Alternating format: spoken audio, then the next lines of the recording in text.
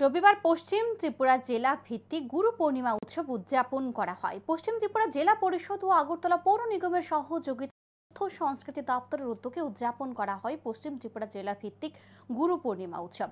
আগরতলা মুক্তধারা অডিটোরিয়ামে এই দিনের শুরু গুরু পূর্ণিমা উৎসবে উপস্থিত ছিলেন রাজ্যসভার সাংসদ রাজীব ভট্টাচার্য, তথ্য ও সংস্কৃতি দপ্তরের সাংস্কৃতিক উপদেষ্টা কমিটির ভাইস চেয়ারম্যান সুব্রত চক্রবর্তী, পশ্চিম ত্রিপুরা জেলা পরিষদের ভারপ্রাপ্ত সভাধিপতি বিশ্বজিৎ শীল সহ অন্যান্যরা।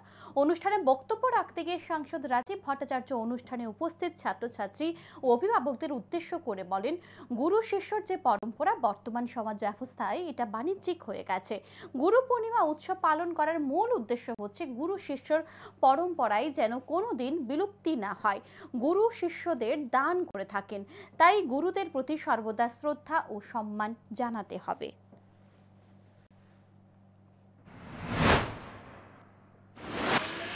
আগে একটা গুরু শিষ্যর যে পরম্পরা, গুরু বন্দনা করা, এইটার থেকে আমরা অনেকটা দূরে আমরা বাণিজ্যিক অর্থাৎ কমার্শিয়ালের দিকে বেশি অগ্রসর হচ্ছি, আমাদের বাচ্চাদেরকে অগ্রসর করে দিচ্ছি।